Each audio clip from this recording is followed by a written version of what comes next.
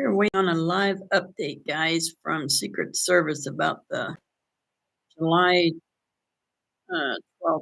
It was July, whatever it was, 12th, I believe, of Trump's uh, assassination attempt.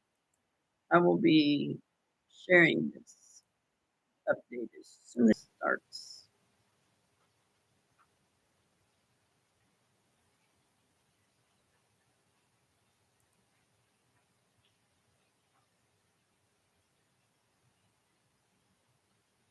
So it's pretty quiet right now. They haven't come out yet, but they will.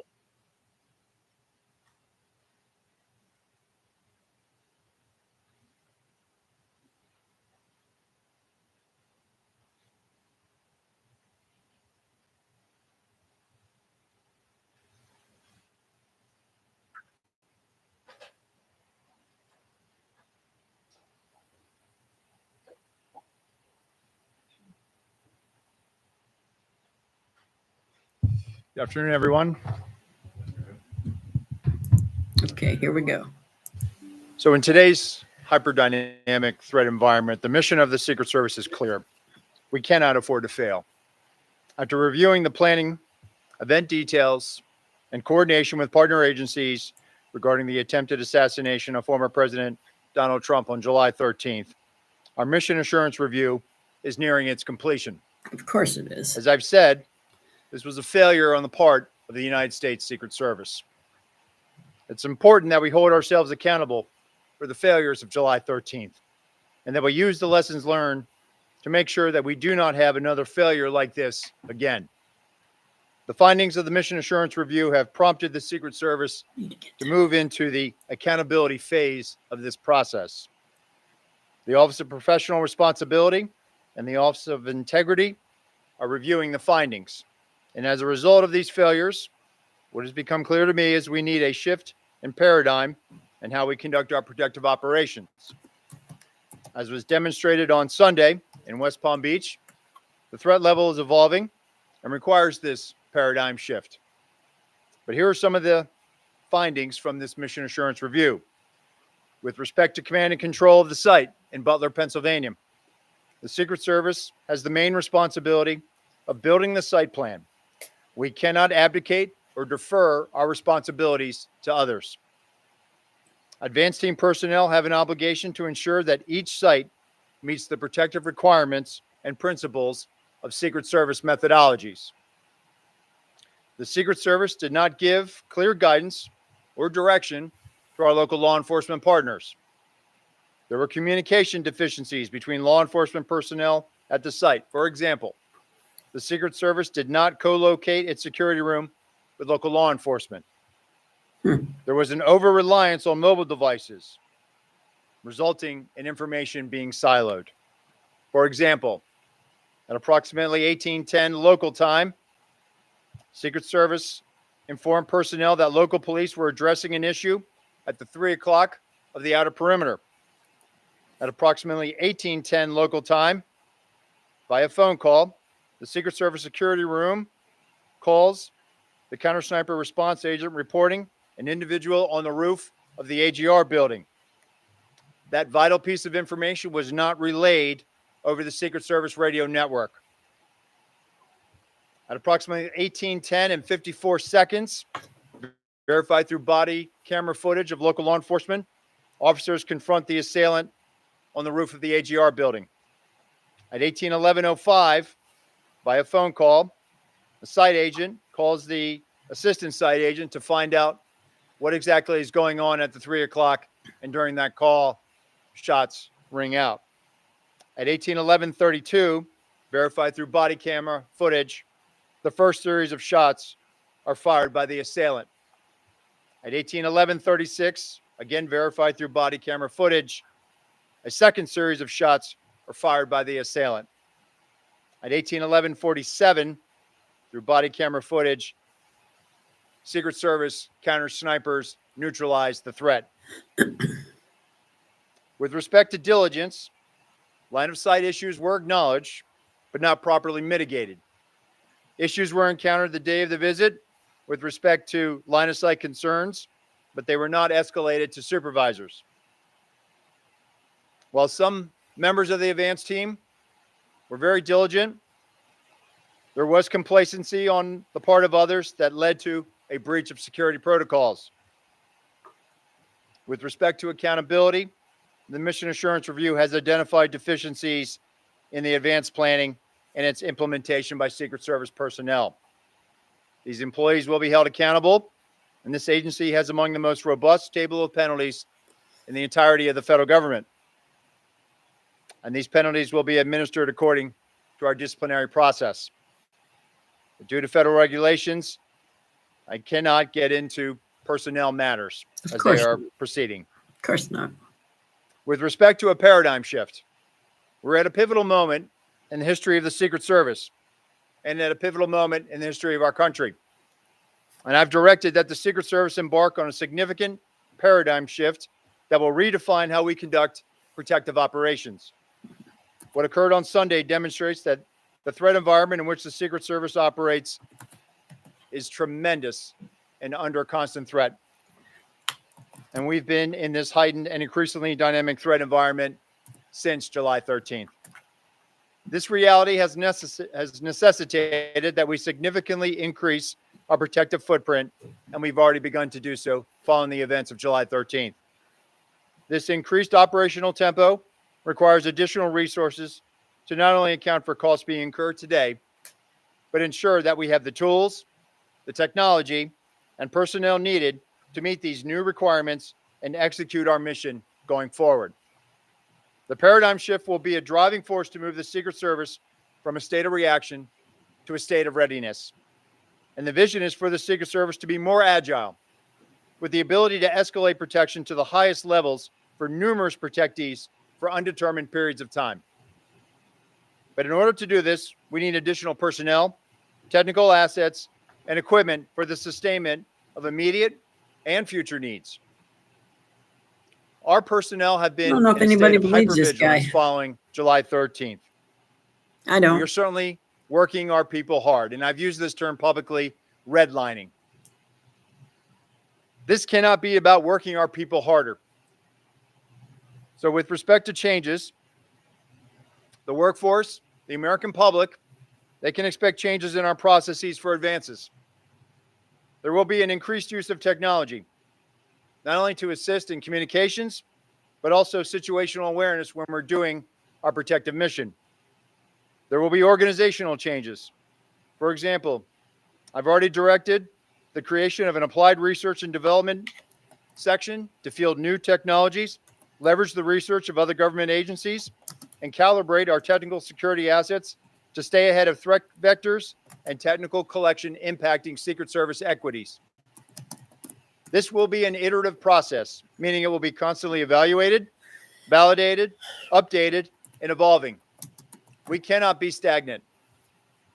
And we must be weaned off the reliance of partners within DHS to assist us during high operational times. The Secret Service should be self-reliant outside of national special security events. However, we recognize that we will always need assistance from our partners within the Department of Homeland Security and our partners at the Department of Defense. And I want to take this moment now also to thank our workforce. I want to conclude by thanking the men and women of the Secret Service who are working tirelessly. This summer, we experienced an unprecedented operational tempo for our agency. Within a 45-day period, the Secret Service successfully implemented our operational security planning at 3 national special security events: the NATO Summit, the Republican National Convention, and the Democratic National Convention. We successfully protected both the presidential debate in Philadelphia and multiple protective visits commemorating the anniversary of the September 11th attacks. All of this took place while protecting major party candidates on the campaign trail. This high operational tempo continues as the Secret Service prepares for the United Nations General Assembly next week, where we expect to protect more than 140 visiting world leaders and heads of state. I am proud of all that we've accomplished in a very difficult and they tumultuous can time for protect the everybody agency. but Trump. They hate And I Trump. recognize and thank the men and women of the Secret Service protection and or their not. families for continuing to make great sacrifices in support of our enduring mission. And with that, I will take questions. Why aren't you fired?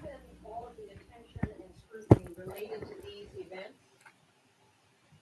Sir, given all I the agree. attention and Absolutely scrutiny we related to do. these events, do you believe your highest level protectees will now need to campaign differently in how they organize their events and in how they live their daily lives? Things like trips to golf courses or recreational time.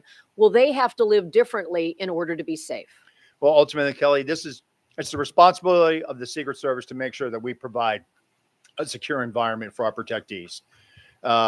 We sure can. We want Steve. them We sure to make can. sure that they can live their lives with some type of normalcy, but they must do so with us providing the highest levels of protection, which we have been doing since July 13th. And so it's ultimately our responsibility to make sure Since July that 13th. wherever our protectees go, we are creating a safe environment. And that comes back to us being able to use our methodologies, to use our redundancies, our systems that we have in place to create those secure environments. Do they need to campaign differently? Yep, Trump needs to hire his own. Outdoor events, that kind of thing? So since July 13th, we have been securing successfully outdoor events. And what you're seeing is an increased use of assets, increased use of ballistic glass.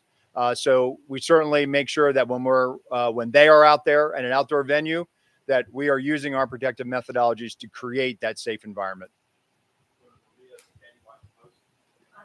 Hello, Director. Thank you for taking the time. This guy's Could blowing you smoke. just kind of go into a bit more detail about the conversations you had with Trump campaign staff about the selection of the Butler site? The report says that Secret Service agents saw it as a challenge, and the staff wanted to have the rally there. Did the staff go against your recommendation? Can you Oh, speak yeah, to let's blame exactly Trump what for was his own said shooting. and what the Let's outcome blame was? Trump for that. So These people listen, are the staff crazy. chooses a site, So hateful, and such ultimately it's on liars. the Secret Service to secure it. So when the site was Blame selected, Trump. It's Trump's the fault. advance Trump's team went fault. Always about Trump's fault. I crap identifying my pants areas today. of That's concern. Trump's fault. The AGR building was one of those hazards that was identified. But let me just be clear, Maria. Ultimately, it is the Secret Service's responsibility to secure a site. We certainly have conversations, and it doesn't matter whether it's a campaign staff or a White House staff. We have conversations, and we have very good working relationships with those Okay, staffs. Tina. But ultimately, it is the Secret If you don't Service's feel good, you responsibility just to rest. secure a site. Sherry will understand. Director, thank you. Based on your review and analysis, what is the reason? What's the best explanation for why there was not law enforcement personnel Okay, yeah, we got covering it. the roof, We'll be fine. physically on the roof itself, or making sure someone could 'Cause not next week, I get on don't top of the know. roof? I And the mean, follow-up I'm not question going to would be be, there at nighttime, how so I don't disappointed are know. you in what you You described guys will as probably be back with Trooper. He should be deficiencies back by the in 25th, diligence? correct? Sure. Which So is ultimately, Wednesday. Pierre, we have to be very direct and clear when we're talking to our state and local counterparts. I With hope you respect feel to better, Butler, Speedy. I think what the Mission Assurance Review has identified is that there was that lack of clarity. And I can tell you since July 13th, when I've been out on the road and I've watched field offices and I gave guidance upon becoming the acting director to the field, we have to be very clear when we're talking to our state and local partners. We value those relationships with them. We need them to be assisting us and be shoulder to shoulder with us. And it appears that there was that lack of clarity with respect to Butler. And go again with your follow up here. Drink some. You should always have some Coca-Cola left out. Let the fizz go out of it. And then drink that for a nauseated stomach. There was a discussion about how the roof was going to be secured. And I think what it came back to is we should have challenged how that mechanism was being implemented. You let them Meaning we stay should have been inside more the building. direct. They weren't even on the roof. We cannot be overly deferential to state and local law enforcement. Ultimately it's our responsibility. Oh, and so okay. we just Good, have to good, be good, very good. clear when we're asking them for support. They want to help us. And what we found is that in this, they in the mission assurance interviews, it became apparent that in comparison to prior visits to that area, there was one prior visit in 2020, that there was a lack of assertion with respect to what exactly state and locals would have to require, This or guy's a would be joke. required to support that advance. Simply, how disappointed are you when you see that, as the report says? I can't hardly hear it. Can you hear it Some okay? personnel did not follow Turn it up a little bit Secret more. Service protocols. Well, I'm not going to get into employee disciplinary matters, but what I can tell you is the men and women of the Secret Service are dedicated professionals. And so while July 13th Well, was a good. You failure, keep laying down till you feel better. we're not proud of it, but we certainly have been rising to this moment. The men and women in the field are rising to this moment. They are working tirelessly Men and women to are make in the sure field, but not that the people like we you. protect are safe. And so I will never be disappointed in our folks. I am proud of this agency. I am proud of our people. Hi, thanks so much for doing this. On the question of the AGR buildings, is there a process that's standard for the day of the event that somebody from the Secret Service looks around and makes I should've sure got all rid of of the that assets tent. are where they are? I brought it in And here. since the roof of the AGR building was such a glaring omission, why didn't anybody raise that issue at the time? Or secondly, in the security room, look and say, I don't see any local police in here. How are we going to hear them? Right. And I think that was a failure to challenge our assumptions. The assumption that local police were going to have more of a presence in that AGR building. Getting back to your question, there is that diligence that has to be done by the site agents to make sure that, hey, all of the assets are in place. And so there was an assumption that they had it covered, but there clearly was not that follow-up to make sure. But is there a process that you look around and like a punch list and check it off? And It is part of the principles of our advance and our protective methodologies. okay. And secondly, just to follow up on the campaign question, you said it's ultimately the Secret Service's responsibility. So when there's a disagreement between the campaign and the Secret Service on a security issue, who has the last word? So it's not about disagreement. It's about a negotiation. They certainly don't want any harm to come to their principal. And so they respect us. This And woman's so pushing usually it what so hard to boils try to down to is get escalating it up to blame to a Trump supervisor for the and a senior security staff level. issues. What I can tell you is Not that if there working. were discrepancies, and there were, regarding how the site was supposed to have been secured, how supervisors were briefed, and supervisors reported in their mission assurance interviews that they envisioned harder assets to be able to secure that line of sight, to be able to mitigate anything that might have been looking in or would have created an openness on the site at the Butler Farm Show. And so on the morning of, if there were those deficiencies, they were never escalated up to the supervisors to be able to resolve. David Spontac. Thank you, sir. I have two questions. They're related. The first is looking forward. The House just voted within the last couple of hours unanimously from those that were present in the chamber to give presidential candidates the exact same Secret Service protection Yes. as sitting presidents. My first question is, can you handle that? We've been doing that since July 13th, David. So what is the purpose of the bill? I don't know. You'd have to ask members of Congress that. What I can tell you is that when I say the highest levels of Secret Service protection, the former president is getting tactical assets.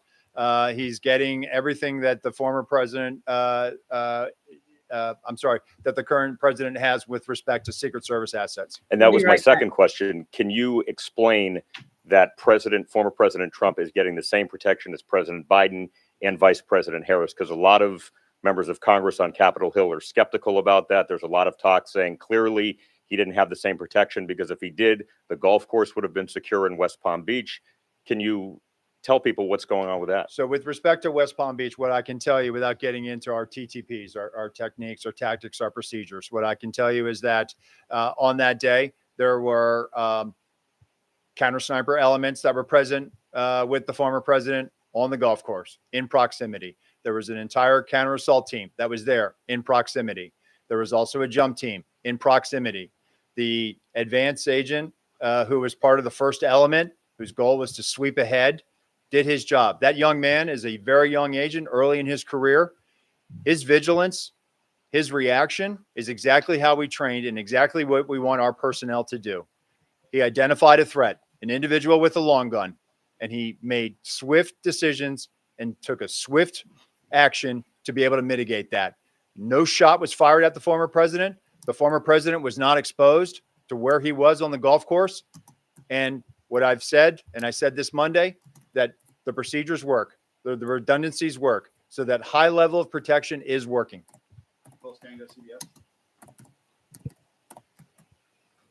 Acting Director, thank you very much for doing this. Two questions, just one on West Palm Beach. The busy public road that is adjacent to that sixth hole where the suspect was hiding is a well-known blind spot on that specific golf course. Why did no one within the U.S. Secret Service sweep behind that fence line for threats? They were sweeping ahead, Nicole. So what I just explained is that that lead element was going ahead sweeping. But was there anyone behind the fence where the road was sweeping there to see if anyone was in the bushes? Having been there and seen the vantage point, whether they were on the public side or the private side, the bottom line is the individual was detected. On Butler, you testified before Congress that all assets requested for the Butler rally by Trump's detail were approved. But there are Secret Service assets that may have prevented the tragedy on July 13th, most notably a counter-assault advance team that would have surveyed the site ahead of time or enhanced counter-drone protection that might have prevented the tragedy. Were those specific assets requested by Trump's detail? If they were they denied? And if they weren't, why weren't they requested? So the counter-assault team had an element that was there that had embedded with local law enforcement. So we had tactical elements in place. The counter-assault team leader that day had been in direct contact in the days leading up to July 13th with those tactical elements. But just to be clear, did the Trump detail ask for any additional resources that were denied by the Secret Service? So July based on the 10th, asset, based on the subscribe. information I have right now, Make sure the you're asset still request, all those subscribed to, assets that because were asked for YouTube is were not just my channel. Lots were of people are approved. complaining. And so what we're looking at now is, were there any additional ones that came in through other channels? So, People but are what I being can tell you, unsubscribed based on the information I have channel. now, the assets were approved.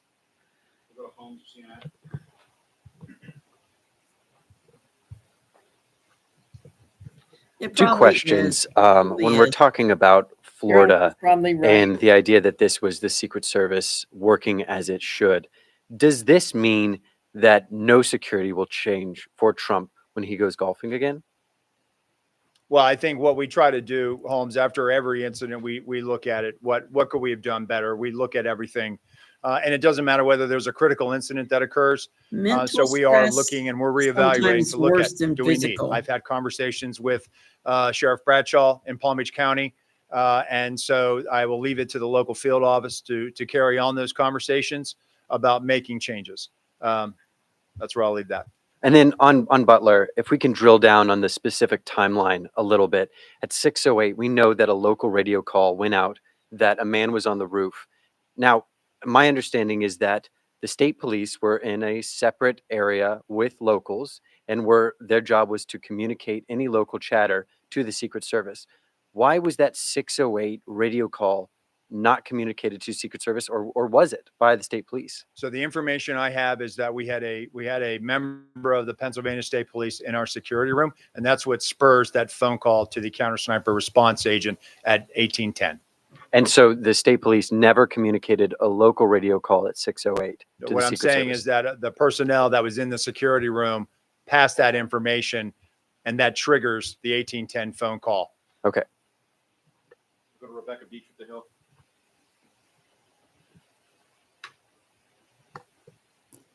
Hi, I know Congress has sounded a little resistant lately in terms of what it might do for funding for the Secret Service. Given the sort of paradigm shift that you've laid out today, I'm curious what you'll be looking for from Congress and sort of what you're seeking from lawmakers to carry that out. There you go, Tina. We've been briefing, we've been providing information. Right now, I do think that, and the Congress has questions. We're responding to those questions and providing them information. But at the end of the day, I think everybody wants a strong Secret Service, and that's what I'm working towards. That's what members are working towards. And so we'll continue to have those conversations. We'll go to Claudia with Univision. Hi, thank you so much for doing this. Republicans in Congress, they want the same level of security than the president for the candidates. How realistic is really that? Can you be more specific on that? I know you answered that question, but can a candidate have the same level of I will. security of a I sitting will. president?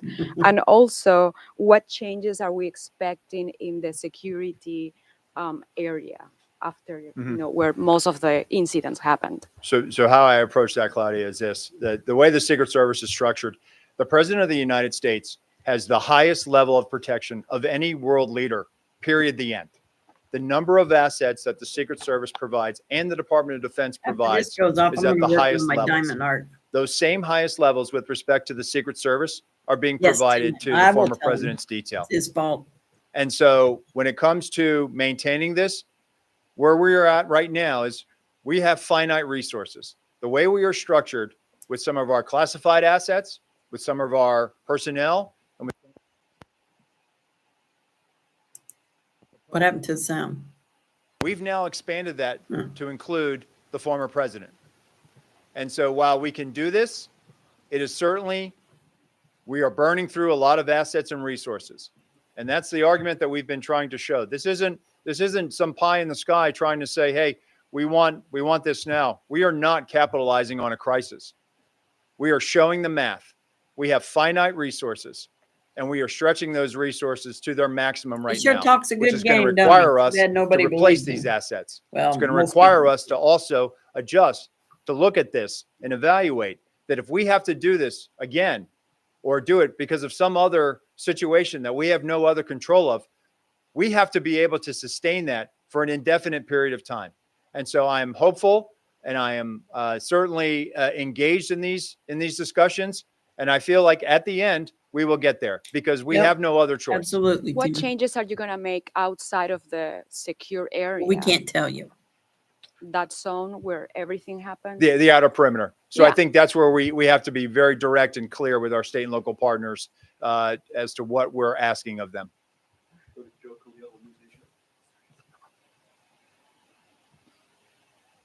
Thank you, Acting Director. I've got two questions. The first, it's our understanding it takes anywhere from 4 to 10 years for an agent to go through the training that rises them up to a presidential detail level. You've described a manpower issue. Given that, do you think that training timeframe might change so you can expedite getting more officers to a presidential detail should you need that? So we're not going to drop standards, Joe. We have not dropped standards. You do need to develop those agents. And when agents start, you cannot put them on the highest level protection, protecting a protectee. When they graduate from our training facility, they go to a field. They do advances. They do criminal investigations. The importance of having that what we call phase one, that's where those agents that are doing federal investigations, that are interfacing with local law enforcement, those are skills that they learn, analytic skills, how to conduct a federal investigation, how to interact with a U.S. attorney, how to interact with a state or local agency. And all the while they're doing that, they're also popping in and out doing protection, whether they're doing it in New York City for a United Nations General Assembly, or they're doing in advance for a visiting head of state or world leader that comes into their field office district. That's where they cultivate and sharpen those skills. And it will take them up until probably 4 years. Ideally, that sweet spot is between the 4th and 5th year where we send them off to a permanent detail. That's what we are getting to as far as the career path. And so it's critically important that we make sure that we still develop people. It is being on the Presidential Protective Division or the Vice Presidential Detail. It is a very, very high pressure situation. It requires a lot of maturity. It requires decision-making, analytic skills, and the ability to problem solve. And it takes time to develop those skills, even though we've put you through training. The more seasoning you have in the field, the better off you're going to be as far as being a protection agent. So then how do you address the manpower issue quickly? So right now we've had robust hiring this year. But by the time we close out the fiscal year, we're going to hire more than 400 special agents this year. Right now, looks like we're going to have a net gain in the hundreds, triple-digit net gains, something that we have not seen in a little while. I can tell you that applications right now are at an all-time high for applicants seeking employment with the United States Secret Service. So I do believe that we are going to meet this we have no choice. We have the 2028 Summer Olympics ahead of us in Los Angeles. The Secret Service will be responsible for the security planning of that.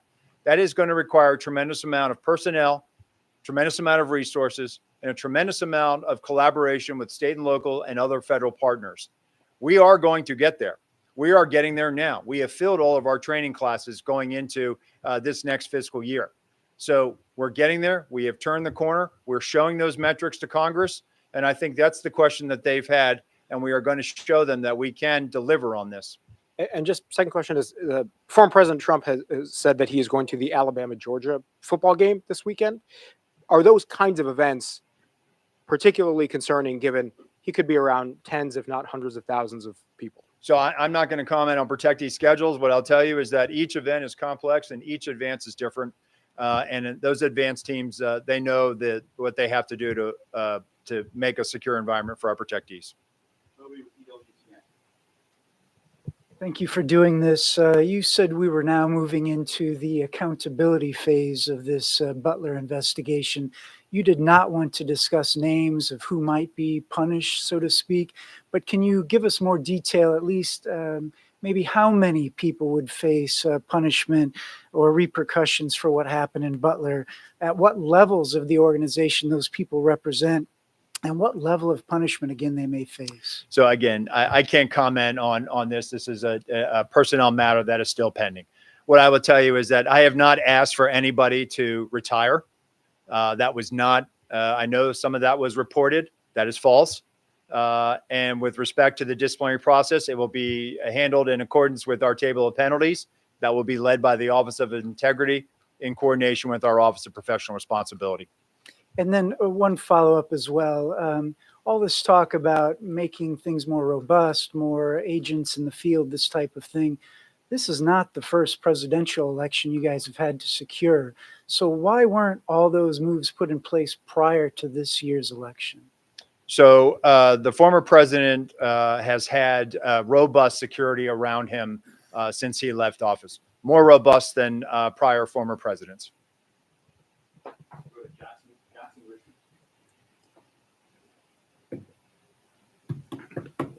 Thank you, Acting Director Rowe. Jackson Richmond, Epoch Times. Has security been adjusted or increased following the Florida attempted assassination attempt? After all, according to Congressman Matt Gaetz, a DHS official has warned that there are 5 assassination teams targeting former President Trump. The official warned that there isn't enough protection to deal with that level of threat. Are you aware of this assessment, and what is the Secret Service doing to respond?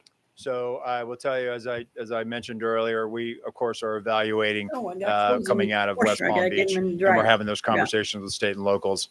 I'm not going to talk about unnamed sourcing or the report you mentioned. I'm not familiar with that. And local law enforcement all doesn't that are have the same watching, training that Secret Service you're agents welcome to do. come in and Will the chat, Secret Service be training local law subscribe, enforcement ahead of events hit as the to thumbs prevent up. another Butler? We don't So bite. right now we're actually having some very good discussions with the Federal Law Enforcement Training Center about developing a curriculum to assist our state and local partners. And you know what I'll say is some of the things that we've been talking about. Our state and local partners, and I know people have said they're not trained like the Secret Service. Men and women of law enforcement protect their communities every day. They understand how to handle a crisis situation. They understand how to respond to a violent felony in progress. Hey, Cleo. They know How what are their you? jobs Welcome are. in. We certainly, when we ask them and enlist their assistance, we're relying on them. So I think it's important that we always try to give back to them, whether it's through training or forensic support or investigative support. And so one of the things that we're contemplating now is partnering with the Federal Law Enforcement Training Center to develop not only a law enforcement guide, but also develop a training curriculum through FLETC with a cadre of Secret Service personnel to be able to train them in the principles of advance. And that will only help them when dignitaries come to their district, or perhaps if they're protecting a mayor or a locally elected official. So we're all about giving back to them. Next month, we're going to unveil a guide on how to come up with a multidisciplinary threat assessment team. We don't bite. That's going to be led by our National Threat Assessment Center. I don't So bite. we are very, very in tune with what our state and local partners, how they support us. We're constantly evaluating what we can do to not only bolster those relationships, but give back to them. Thank you. Sadie German, Wall Wow, you guys have covered a lot of ground with the questions.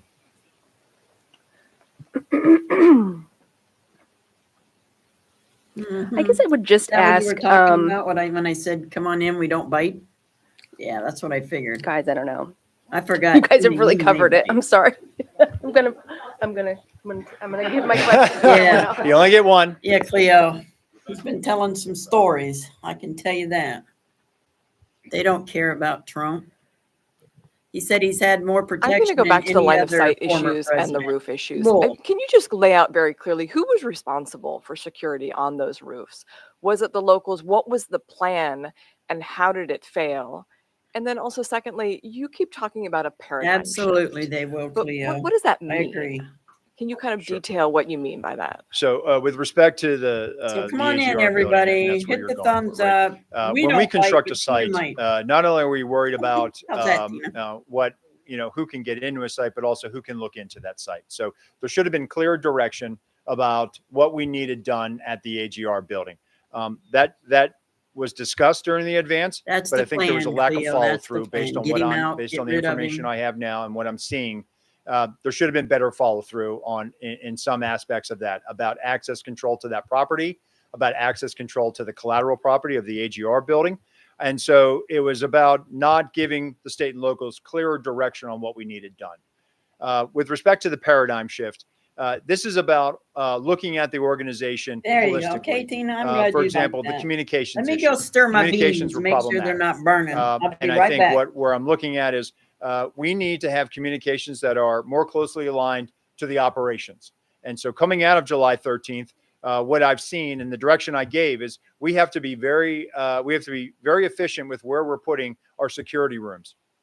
Recently, I was on a visit where, again, similar to Butler, where there was a unified command post. Just as there was in Butler, there was one at this location where not only did you have emergency services insofar as fire life safety, but you had emergency management officials. You had the highway patrol and the state police in that room. You had local law enforcement in that room. You had Secret Service agents in that room monitoring frequencies and listening to what was going on those state and local networks. In addition to that, the locals were flying a drone in proximity to the site. That drone feed was being beamed into that unified command post, and our agents had total domain awareness about what was going on. Also, they had traffic cams. They were able to pipe in those traffic cams into that unified command post. That is the model by which our field, they have taken this to heart, and those special agents in the field are now having those conversations, and they are directing exactly what we need, and they're posting our people exactly where we need to be so that when our protectees are in a site, we have total awareness of what's going on around us, and we have total awareness of what's being communicated on those local networks. And if I could just follow up with one question, down in West Palm Beach, on the evening of the attempted assassination down there, the local chief, I believe it was Bradshaw, had said that when Trump was president, there would have been a lot more security around the perimeter, but basically now the Secret Service does the best that they can. But you've said that he has got the highest levels of security now. I mean, can you compare and contrast? Like, is it the same now as he would have been getting while he was sitting president? So what I'll say is the former president has the highest levels of Secret Service protection. And I think the sheriff actually went back and clarified his statement. So I would point you to that. I believe he did that on Monday. Thank you, Director. Wanted to ask about Sunday's incident as well. Is it your view, I know you've talked about the procedures working as intended, is it your view that there wasn't any type of security lapse that allowed that armed individual to get within a few hundred yards of the former president? Well, I can tell you is we're looking at it from an after action report, looking at reviewing that. But what I think it goes to show is that that's why we have tripwires. That's why we have systems out there. That's why we have redundancies built into our protective model. And that's what was demonstrated on Sunday. And in terms of the report, I mean, what specifically will be different on the ground now? For instance, are you mandating that command posts have both Secret Service and local law enforcement in them? Will law enforcement have to communicate on the same frequencies? Are there any sort of practical changes that you've made that are in effect, based on the report? Yeah. So security room location, right? Being where local law enforcement is, right? The broad use of technical security assets, ballistic glass, leveraging partnerships with the Department of Defense to be able to Darlene, move welcome in. materials, move personnel across the country in support of a nominee. So those are things that we've been doing post July 14th, and those are things that are going to probably be in existence in perpetuity moving forward.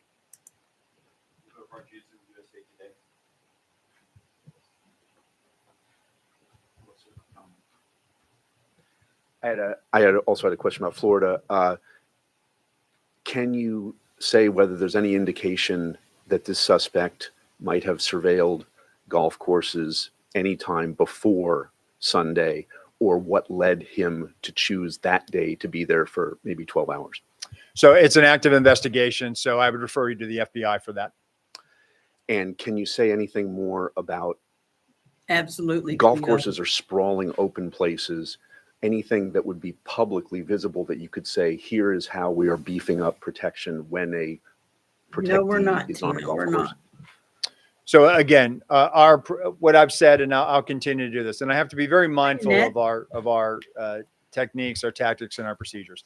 It is probably not good to continuously not only talk about Secret Service procedures, because we're telegraphing to adversaries. We're telegraphing to people who probably would intend to do harm to our protectees. But what I will tell you is that our model, our protective model, consists of multiple layers and redundancies. The outer, the middle, the inner, those are the layers. And then we have redundancies built into that. And so with respect to golf courses or any open venue, we apply those methodologies. Ellen Gilmer with Bloomberg will be next. Oh boy, is he ever lying? With regard to your conversation, your conversations on Capitol Hill, can you talk about for resources, do you need to have a specific dollar amount included in an upcoming CR to make things work, or would the anomaly language that the administration had previously requested, is that something you can live with? I'm not going to get into specifics because we're having those conversations, and out of respect for the confidentiality of those discussions, I'm not going to disclose a number. What I'll tell you is that we've made several presentations. We're working at the staff level, and we're having those conversations, and they are ongoing. And related to that, you mentioned earlier you want the Secret Service to wean itself from relying on other components of DHS in its protective mission. Is that contingent on getting those additional resources either right now or at some point in the appropriations process?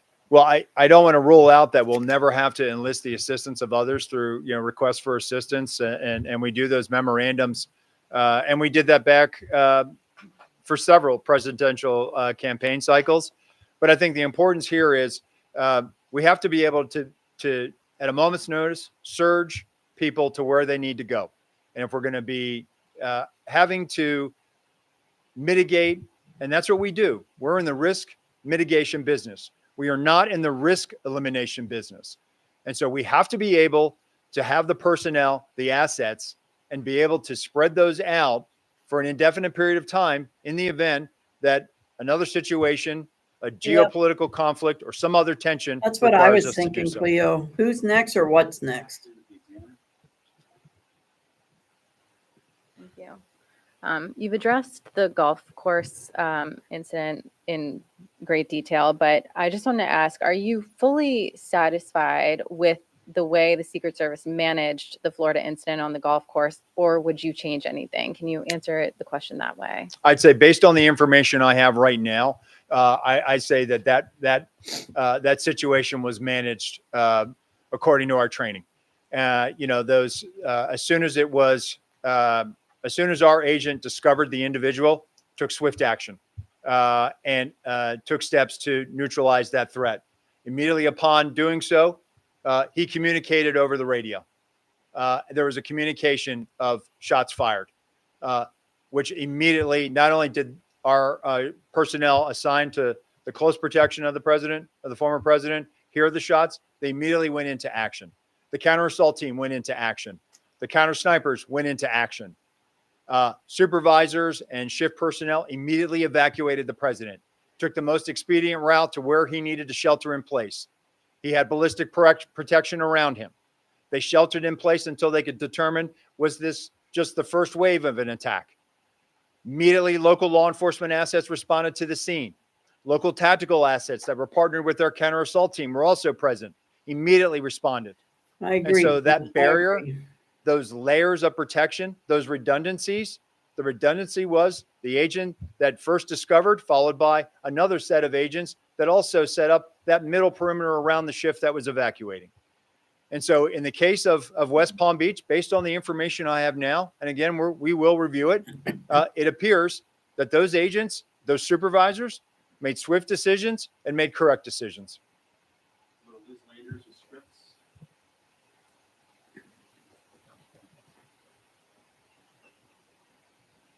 Thank you. Hi, Acting Director. I want to drill down on this issue of resources. You sent a letter to Senator Murphy and to Senator Britt on September 5th, and it became public. And it said in the letter, you wrote, "We do not believe that the security failures of July 13th, 2024 was the result of a lack of resources." I'm hearing you talk over and over again, and it says here at the bottom of this press release you guys have today, the agency must increase its protective footprint, including personnel, technical assets, and equipment. How do you square those two things? How do you ask Congress for more money when you yourself have determined that what happened on July 13th was not a lack of resources? So how I square that is as follows.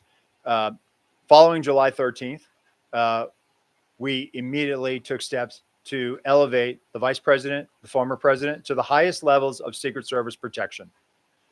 We also took steps to elevate the protection of Senator Vance and eventually Governor Walz to high levels of Secret Service protection.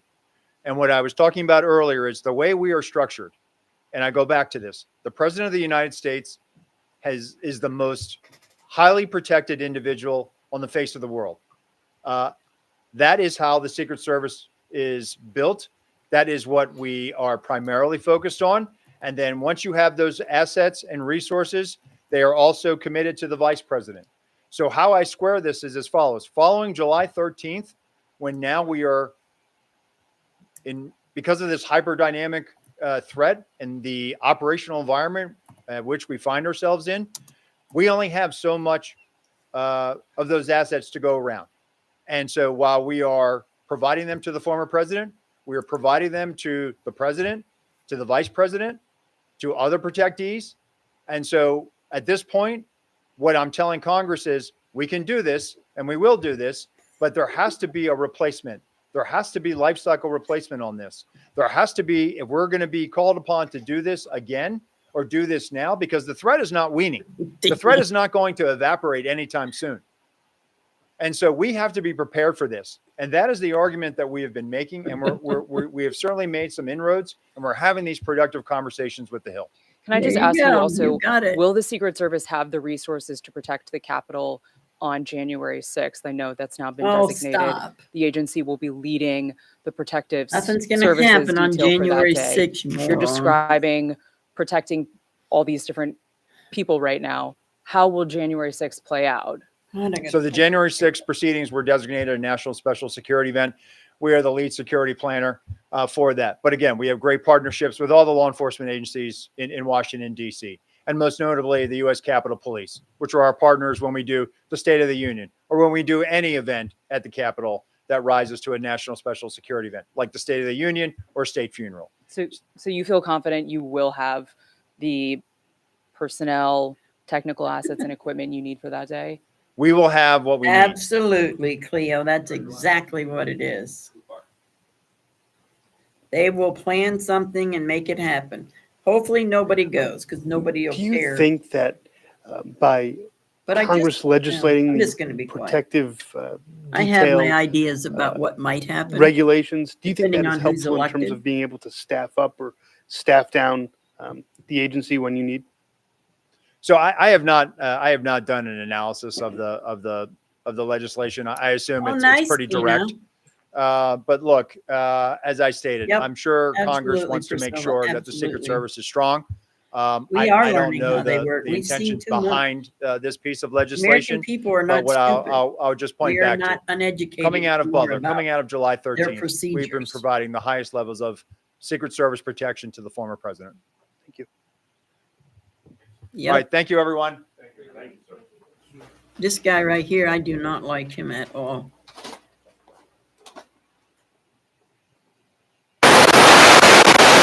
okay. Guess that means that's done. Is anybody else coming to talk, or what's everybody sticking around for? All right, well, this one's over, so let's get rid of it. Okay, I'm back. Whoop. So anyway, I found that. I don't know if there's anything else going on or not, but I really want to go work on my diamond art before tonight so I can get a few hours in. It's 2, so about 4 hours on the diamond art. If anything breaks, I will be back. Deb V, good to see you.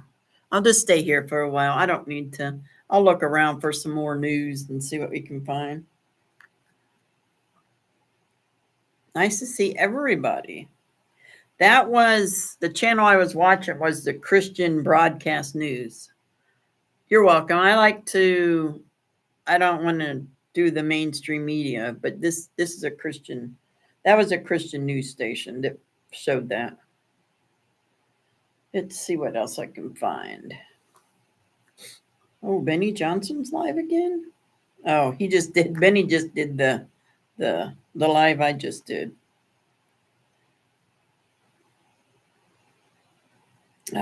Mike DeWine. Ugh. I can't with that man.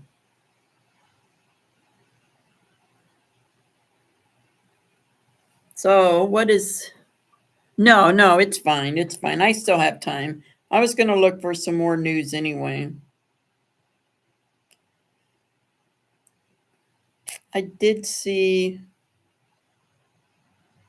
what did I see earlier? Something I wanted to show.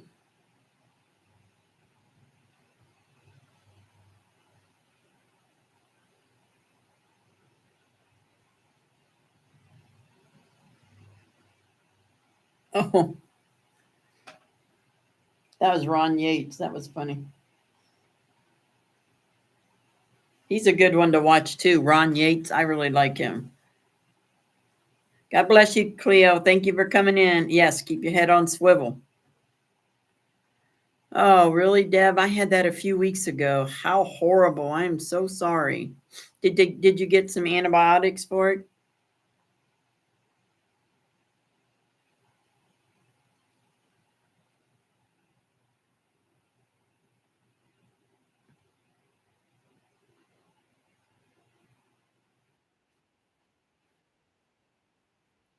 Heck is that? Okay, well, we'll get rid of that. That was funny.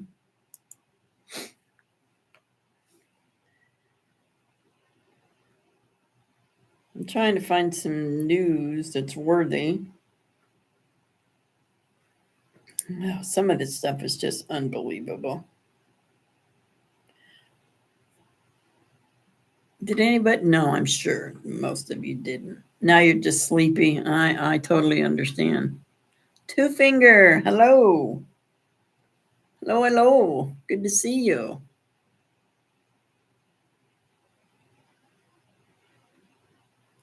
I saw where, I can't find it now, where there was a bunch of Haitians dropped off in Sylacauga, Alabama. I know exactly. Talladega County. I used to live in Talladega. Bunch of illegals being dropped off there. Bunch of illegals dropped off in Findlay, Ohio. 3 busloads in Findlay, Ohio.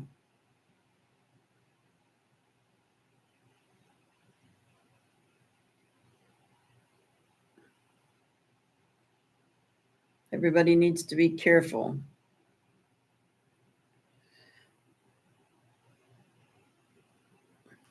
Things are going crazy.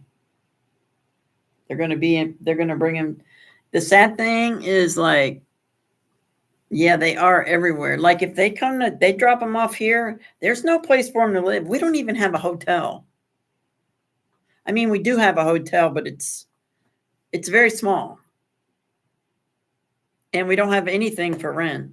The rentals in this town, nobody's moving because it costs too much to move and nobody's got any money. So everything is rented out. There might be a few apartments here and there, but not very many. It's crazy. I've lived here for 12 years in my house. I've rented it for 12 years. Well, there's really no place to put a tent city at either. Not in my city. I mean, maybe they can buy a farmer's land, but I don't think the farmers would be like, no, they're plowing them up now. Of course, it's that time of year.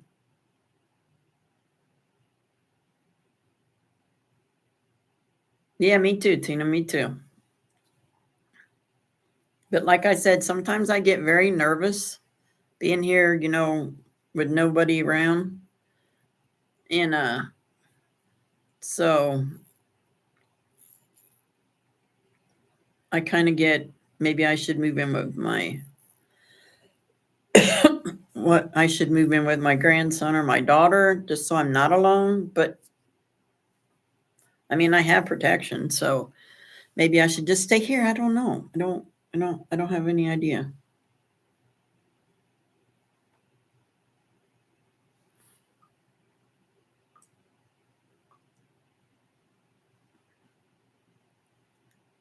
It's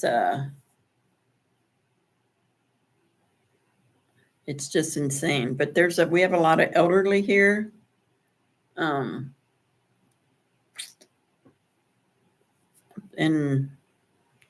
it's kind of scary. Yes, he does. Yes, he does, Two Finger. Yes, he does. I just get worried, especially at night when I go to bed. If I had a big dog or something, or any kind of dog that would make a noise to let me know somebody's out there, it would be different. But I do have a neighbor that lives on that side of me over there, and he watches out for me.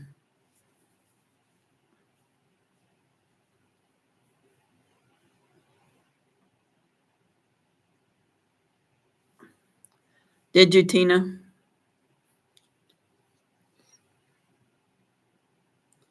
Yeah, I mean, I would definitely fight back, but I just wish my son were here, because I definitely would be living with him. He was set to buy a house with a mother-in-law suite before he passed away.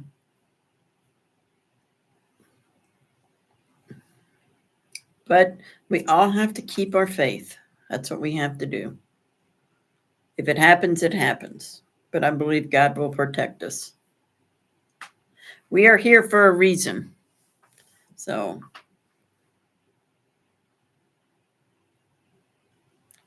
we are here for a reason.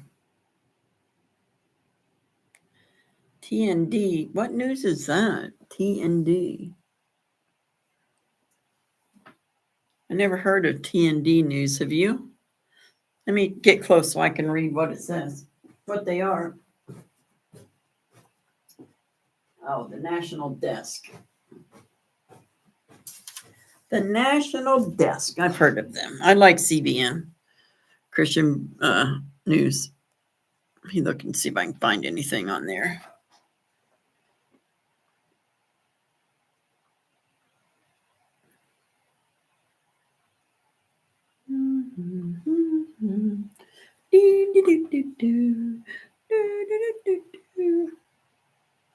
Yes, you do, Tina, and you keep that fight.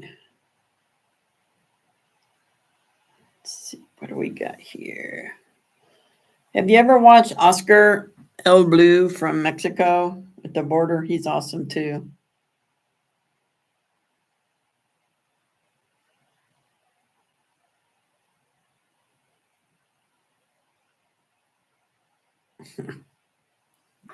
How about Trish?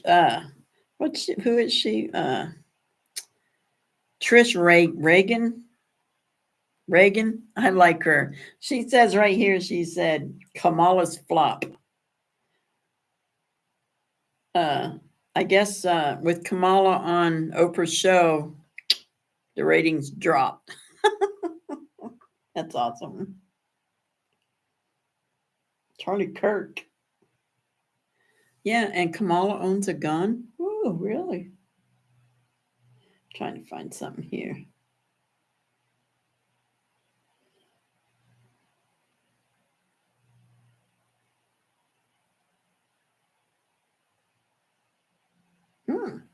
Here's a bill that the House passed.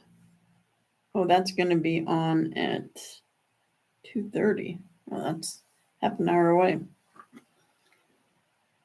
Oh, that's True Life News. That's Joel.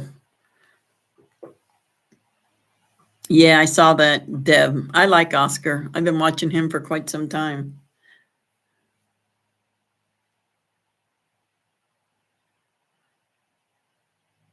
Absolutely, absolutely, Two Finger. That's exactly what I said when I was just getting ready to go in for open heart surgery.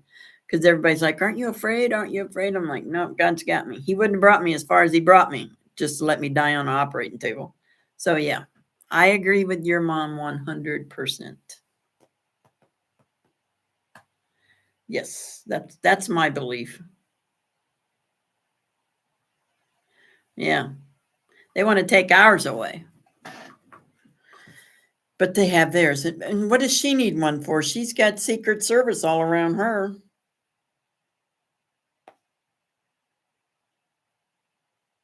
Right?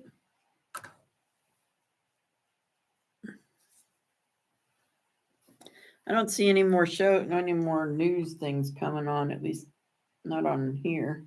Well, there is one at 2:30 for that bill they passed.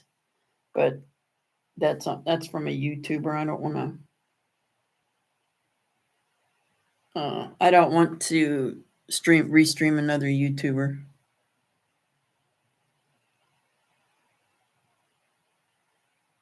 Let me see.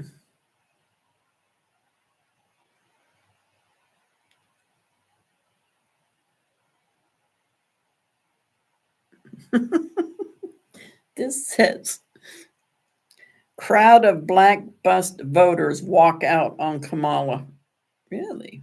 Let's just check this out. When she was asked direct questions, Let me see she who didn't answer Oh, them. this is Ron So Yates. that's why I'm still, that's I what's can left me with, okay, I'm not quite sure. all right, I can do Ron Yates. Let me go get this. This ought to be good.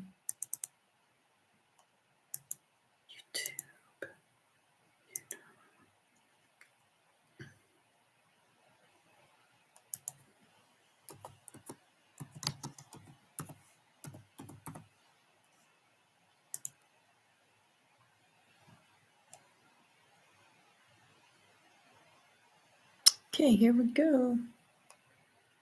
Let's see if I can do this right.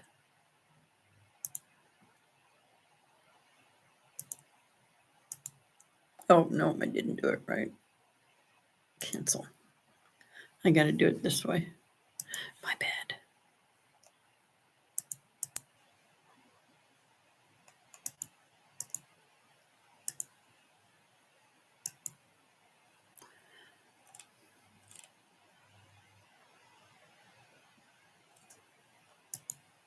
Ron Yates. This isn't live, so.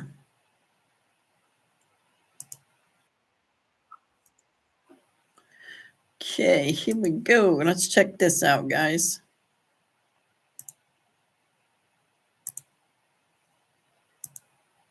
Oh, wrong one.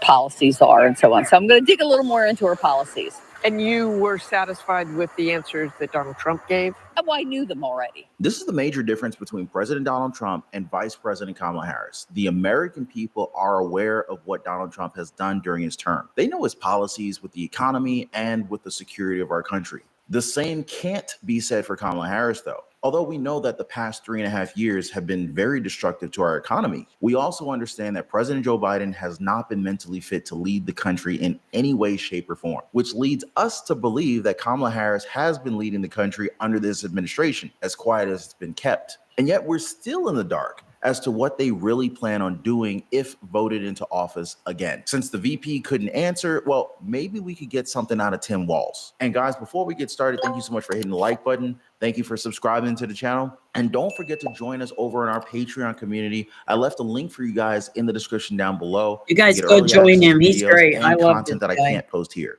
I hear from a lot of people, I just want my gas and my groceries to be cheaper. what is your administration's plan to be more specific a little bit on lowering the cost of living and lowering prices? Producing more oil than we ever have in this country. We are producing more than any other country. We're expanding those options for it, whether it's wind, it's solar, and things, getting at this heart of climate change, but at the same time, creating go jobs subscribe to for Ron Americans, and gas prices will continue to come down. And I think what I keep saying about this on food prices that we've seen, look, I know this from farm country. Farmers are only getting about $3.90 bushel for corn, $10 for soybeans. Somebody in the middle's taking more than they should on this. 37 states have laws against that. She's talking about making that the case, expanding it. The one thing, though, that she's talking about, and we're seeing happen, and the numbers came out this week, is real wages are finally rising. And one of the reasons is she's making it easier to form a union. The question wasn't about climate change, Tim. There they go again, not answering the question. It's kind of funny because she said, please be specific. And this guy comes out of left field with the same kind of word salad that you would expect from Kamala Harris. It's no surprise that voters are straight up confused about their policies and their plans when they can't even answer a simple question straight, right? To make matters worse, they change their policy stances as quickly as Kamala comes up with a new accent. I have to say, it is so good to be back. And let me just say about Joe Biden, I have.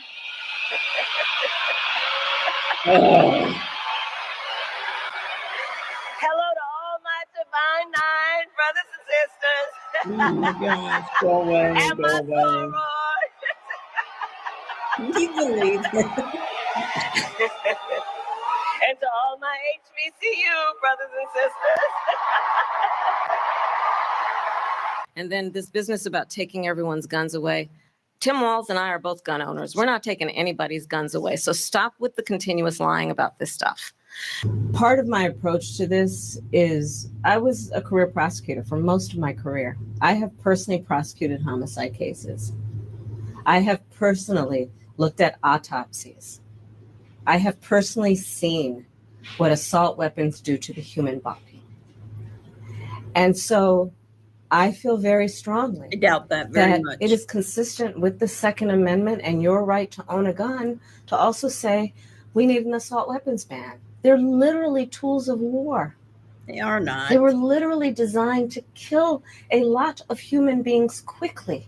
It's like two different people, right? I feel like we haven't even seen the true Kamala Harris this entire run. Now, what's really amusing is that she always leans on these different accents to try and pander to the Black community, which really isn't even all that funny because there are those who find it offensive. It's also a testament to how phony her campaign has been. We've seen it with the buses of supporters, with the softball interviews, and set up visits to local stores with dozens of alleged local residents. All that stuff's fake, guys. Don't fall for that crap. Well, behind me, hundreds of invited Harris supporters are leaving and boarding shuttle buses. This was a departure for Kamala Harris, leaving toss-up states to come to New Hampshire, which according to polls is no longer considered one. But she came with details of an economic plan that has New Hampshire in mind.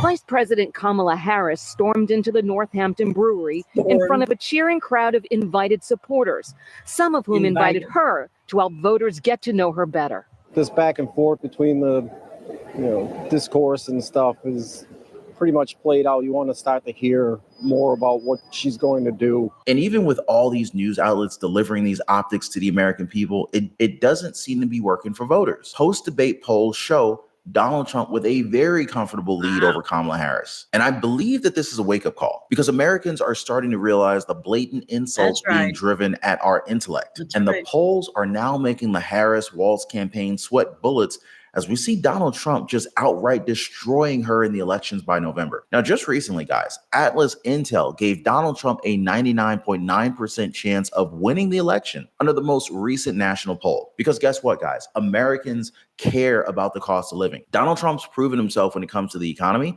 and you're not going to see a single voter who would want to have prices go up on energy and food. And it's also why CNN is now panicking as they don't have a clue as to what the Harris campaign will be able to do to recover from this.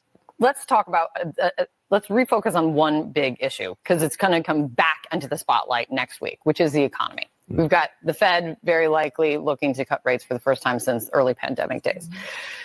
What does that mean for this point in the campaign? Because it's a funky place. Yeah. You've got potentially a good sign that Kamala Harris can talk about. Prosperity is out of reach Oh right now my goodness. with the We gotta deal inflation, with with the economy. I feel that this economy and the So food great. prices, Now they're we're going affecting the working and the middle class, the Well, let me people that see. Sherrod Brown said he was going to protect. Sherrod likes to pretend like he stands up for American workers. Out, kind of quote unquote late There we go. stage change, but you still have Donald Trump killing her when it comes to the economy. In that snap poll after the debate, he was up 20 points on the economy, even though the vast majority said she won the debate. I'm really curious what next week brings in terms of the conversation around the economy, because Sure. I will say, How do you see it? I just think the response I have gotten to why isn't she doing better in the economy, or why wasn't Biden doing better in the economy, that I've gotten from administration officials and from Democratic electeds, it has been unsatisfying to this point, which is they just haven't gotten our message. And at some point, I'm asking, where's the expiration date on that reasoning? Because at some point there has to be. But let's do this again next week. And it is for this exact reason as to why they're trying to bait Donald Trump once again. They've got mainstream media pushing out the message that Kamala Harris won the debate, but it's not doing the job in the polls. It's escalated to David Plouffe of the Harris campaign posting this on X after Donald Trump declined a third debate. He says that the spirit animal of Donald Trump is the chicken, although he was also the same guy who wanted multiple debates against Harris. They just were not agreeing to any other network other than ABC News. Now, if she agrees to one on Fox, then maybe people would stop calling her the chicken. You got to wonder, how many people would Trump have to debate against if he agrees to another one on ABC? Maybe it's 5 people, Don't 5v1. do another I'm one guessing on that they would ABC. probably have Barack Obama and Hillary Clinton as moderators next. Probably. I read a book a long time ago, and it basically said something that was really powerful and profound to me. And it said something along the lines of, look at your 5 closest friends, and typically your income is an average of your 5 closest friends. Now, with that, so I'm going to leave a link for you guys so you can Where join me is over on the the- Life Pursuit Network. Vice president. Where's When she the- goes to She was all over the board. I want to see where they called Yeah. up. She wasn't very specific when asked certain things. She skirted around certain issues, but she knows how to pull at your heartstrings. She knows how to be dramatic in a way that will touch the heart of Americans while avoiding the hot button questions. Okay. Avoiding the tough questions. Pretty much par for the course for the Democratic candidate, if you ask me, guys. And did you notice Donald Trump called Kamala Harris a Marxist communist? But she didn't exactly disagree with him. What's up with that? Meanwhile, Trump supporters are closing ranks and emerging more united after the lopsided ABC Hi, debate. Tracy. Even Gen Z voters showing up for the president in a major way, guys. Check this out. Young people are going towards him. They know that the economy was way better when he was president. He has a plan to tackle the housing crisis with how bad the prices are. And a lot of young people, especially like people like us, we're looking for a home and we can't afford one. So that's a big issue for people, our generation, Gen Z. And like you said, specifically young men are gravitating more towards the president, doing things like interviews with Jake Paul or Logan Paul or whoever it was, going to UFC events. So I think doing stuff like that really appeals to younger guys like us. I mean, Donald Trump's on TikTok. You know, he's reaching out to the younger audiences on there. You know, it makes sense. And I think more people gravitate towards him because they realize under President Trump, the world was almost stable. He didn't start any new wars. You know, he's the one that brought foreign relations. And, you know, he kept China in check. He kept Russia in check. He kept North Korea in check. You know, I think people strive to want that stability back because the last thing we need right now is another world war, a confrontation with China. You know, I think people realize Donald Trump is the piece that we need in this world. Look, guys, they get it. People are waking up to the truth about Kamala Harris and the Democrats. That's all just a facade. So that debate was a bunch of BS. I mean, was this a debate between Donald Trump versus Kamala Harris, or a debate between Donald Trump versus Kamala Harris versus the moderators? Yeah. Because the moderators were literally debating Trump and even fact checking him. They were like, Trump, it says right here, like, that's not correct. We got a piece of paper from a manager that says, like, that's not correct. But they didn't even care to fact check Kamala Harris on the propaganda Project 2025. Yeah, it was very biased. It was so biased. And this is exactly why he has my vote. This is exactly why I'm voting for him. And y'all also noticed how Kamala Harris left her accent outside. Just so fake, disingenuous, phony. Trump supporters are up in arms right now as ABC News has just exposed itself. Not like they haven't done it before, but there's this a time lot around, they're actually coming out doing it to about our that. faces. The bias with the debate between Donald Trump and Kamala Harris was astounding. And as you guys heard, the moderators were debating with Trump on television. It was a clear 3v1, although Donald Trump still took it because VP Harris won't debate him on other networks. I think it's important to remember that we are voting for the leader of our country and not who we like the most or who we want in our wedding party, but who is There you go, actually going absolutely. to make our country better. And we're in an incredibly unique situation where we've had both of the candidates in office before, and we've gotten to see what they would do. And when facts come to facts, my life was better when Trump was in office. The economy was higher, inflation was lower, things were better overall. And now with Kamala's administration, things haven't been so fantastic.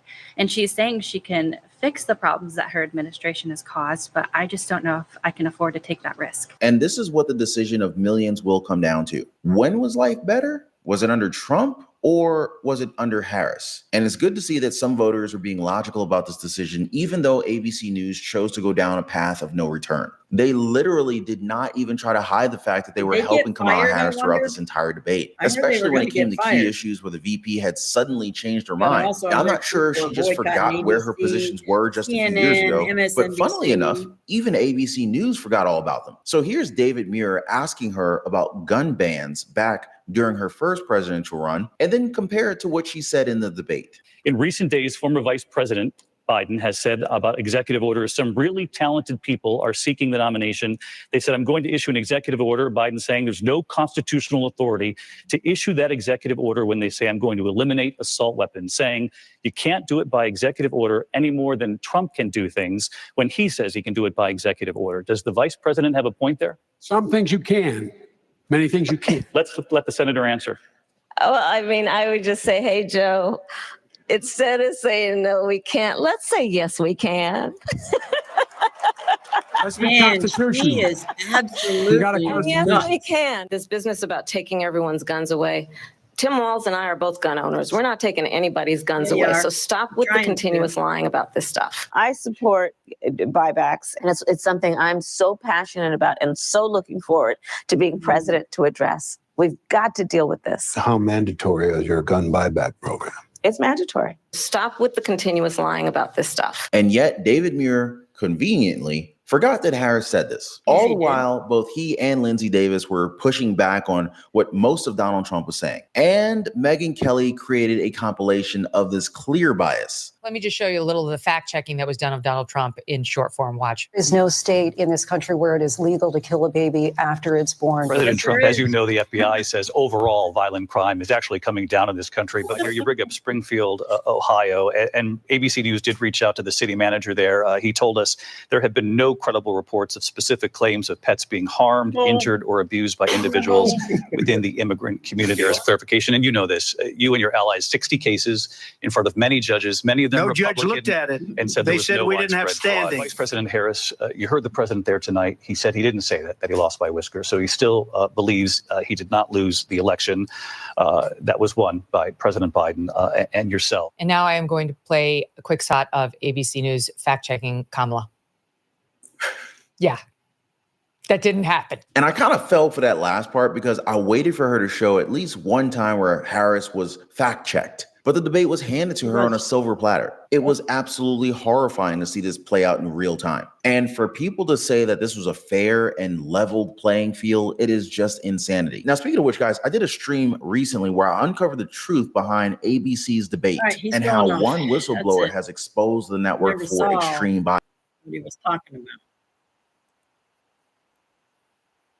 Oh, no, I didn't mean to do that. There you go. Okay.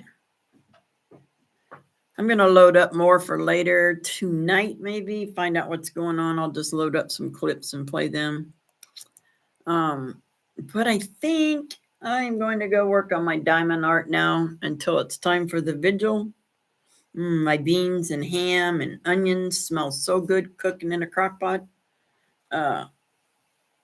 So I'll be back tonight. I'll see you, most of you, on the corner, Freedom Corner. I will be back tonight at 10 p.m. just for a chat. Think of something you guys want to chat about and send me an email and we can talk about it. I love you all. God bless you. Stay safe. Smile at a stranger. Write a J6er and always, always do as the Bible says. Always be kind. Peace out. Gators gone.